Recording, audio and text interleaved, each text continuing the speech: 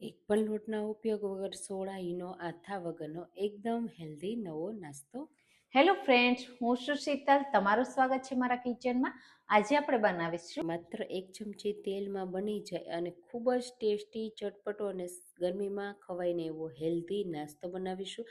એ પણ શાકભાજીથી ભરપૂર અને પોચો રૂ જેવો. તો આ નાસ્તો બધાનો ફેવરેટ થઈ જશે. તો ચાલો બનાવીએ. એના માટે આપણે લઈશું પૌવા. તો મેં અહીંયા 1 કપ જાડા પૌવા આવે ને તે લીધા છે, સાથે અડધો કપ ઓટ્સ.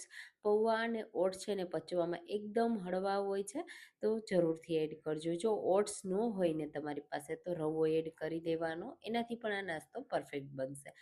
હવે બધી વસ્તુ આપણે સરસ રીતે પાણીથી ધોઈ લેવાની. તો અહીંયા તમે જુઓ, ઓટ્સ અને પૌવામાંથી આ રીતનું પાણી ગંદુ નીકળ્યું છે, તો 3થી 4 પાણીથી હું એને વોશ કરી લઈશ અને આપણે આ રીતે બધું પાણી દૂર કરી દેવાનું છે.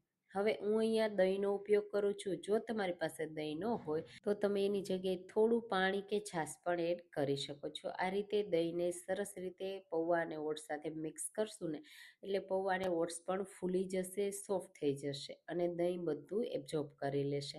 તો બસ આપણે એને ટાઈમ હોય તો 10 મિનિટ અને નો ટાઈમ હોય તો 5 મિનિટ તમે ઢાંકી અને રહેવા દેવાનું. તો તમે આવો પૌવાનો એકદમ ટેસ્ટી હેલ્ધી નાસ્તો ક્યારેય બનાવ્યો છે કે નહીં, કમેન્ટમાં ચોક્કસથી કહેજો. અને હા, મારી રેસીપી તમે કઈ સિટીમાંથી જુઓ છો ને એ મને જરૂરથી કમેન્ટમાં કહેજો. તો અહીંયા જુઓ, મેં 10 મિનિટ રાખ્યું હતું અને સરસ રીતે બધું પલળી ગયું છે. તો પહેલાં આપણે હાથથી થોડું મેશ કરી દઈશું. જ્યારે આપણે આ નાસ્તો બનાવીએ ને ત્યારે છૂટો ન પડે, કારણ કે આપણે આમાં કોઈ પણ જાતનું લોટ નથી એડ કરવાના. અને લોટ વગર જ તમે વેટ લોસમાં પણ ખાઈ શકો ને એવો નાસ્તો બનાવીશું. અને જેમને કોઈ પણ લોટ સાથે એલર્જી હોય એ પણ આ નાસ્તો બનાવી શકે છે. સાથે આપણે થોડા વેજીટેબલ એડ કરીશું, તો ડુંગળી, કેપ્સિકમ, ટામેટાં લેશું. તમે જે પણ વેજીટેબલ પસંદ હોય ને બધા એડ કરી શકાય, પણ ઝીણા કટ કરી એડ કરવાના. ફ્રેશ લીલા ધાણા, આદુ મરચાંની પેસ્ટ એડ કરી દેશું અને અહીંયા પહેલાં મિક્સ કરી દેશું. હવે જો આ સમયે તમને બહુ ઢીલું લાગતું હોય અને તમારું બાઇન્ડિંગ ન આવતું હોય ને, તો તમે થોડો રવો એડ કરી શકો છો, અથવા તો પૌવાને ફરીથી પાણીથી ધોઈ અને તરત જ એડ કરી શકો છો. સાથે એ પણ એડ ન કરવું હોય તો કોઈ પણ લોટ એડ કરી શકો છો, જેમ કે બેસન. એ પણ બાઇન્ડિંગ સારું આપશે અને સાથે ચોખાનો લોટ પણ સારો એવું રિઝલ્ટ મળશે. તો અહીંયા હું એક પણ લોટ એડ નથી કરતી. સ્વાદ પ્રમાણે મેં મીઠું એડ કર્યું છે. હવે કોઈ મસાલા એક્સ્ટ્રા એડ કરવાની જરૂર જ નથી, માત્ર મીઠું એડ કરવાનું છે. આ રીતે મિક્સ કરી દેવાનું છે અને થોડું મસળવાનું છે. અહીંયા જેટલા પૌવા છે ને એટલું જ સામે મેં શાકભાજી લીધું છે, એટલે થોડું મસળવામાં તમને મહેનત પડશે, એટલે શાકભાજી બધું સરસ એવું મિક્સ થઈ જશે.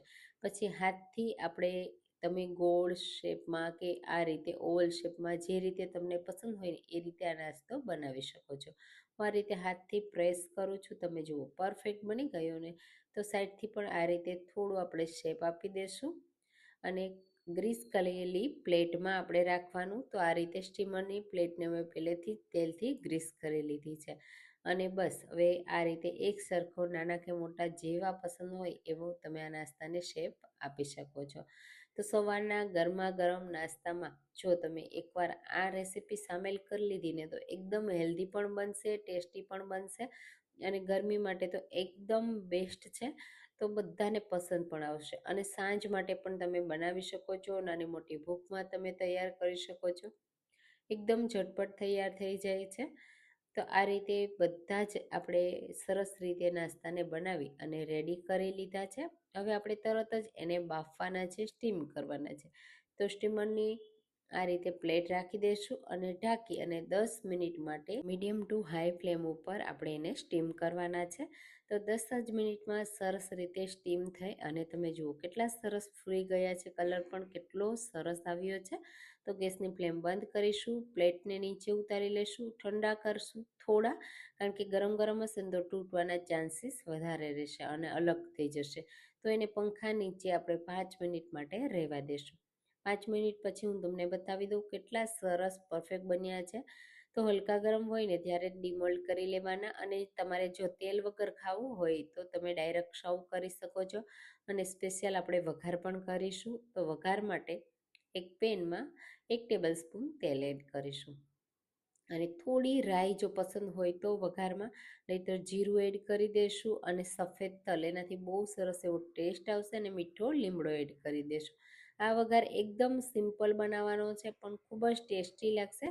થોડા રાઈ, જીરું અને તલ ફૂટવા લાગે ને પછી આપણે એમાં એડ કરીશું થોડું લાલ મરચું પાવડર. તો અહીંયા તીખાશ તમને જોઈએ એ પ્રમાણે લાલ મરચું પાવડર એડ કરવાનું, મિક્સ કરી દઈશું. લાલ મરચું પાવડર બળી ના જાય એનું ધ્યાન રાખવાનું. તરત જ આ નાસ્તાને આ રીતે ડિમોલ કરી એડ કરી દેવાનો. એકદમ સોફ્ટ હશે તો ધ્યાન રાખવાનું તૂટી ના જાય.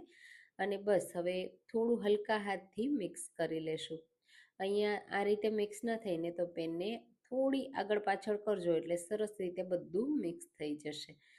તો આ રીતે સરસ એવું કોટિંગ આવી જવું જોઈએ મસાલાનું. આ રીતે તમે જો આગળ પાછળ કરો ને એટલે સરસ રીતે થઈ જાય. અને બસ હવે જો તમને ક્રિસ્પી થોડું પણ પસંદ હોય ને તો થોડી વાર માટે રહેવા દેવાનું. નહીંતર થોડું આ રીતે ગરમ થઈ જાય ને એટલે ગરમ ગરમ તમે ચટણી સાથે, ચા સાથે, ટોમેટો કેચઅપ સાથે, બધી વસ્તુ સાથે તમે સર્વ કરી શકો છો. લંચ બોક્સમાં આપી શકો છો, સાંજ માટે ગમે ત્યારે બનાવી શકો છો. તો તમને આજનો આ પૌવાનો શાકભાજીથી ભરપૂર એકદમ હેલ્ધી નાસ્તાની રેસીપી કેવી લાગી કમેન્ટમાં ચોક્કસથી કહેજો. અને હા, રેસીપી ગમી હોય તો લાઈક કરજો, શેર કરજો અને મારી ચેનલને સબસ્ક્રાઈબ કરવાનું બિલકુલ ભૂલતા નહીં. અને એકવાર આ રેસીપી ચોક્કસથી ટ્રાય કરજો. ચાલો ફરી મળીશું નવી રેસીપી સાથે. Thank you for watching.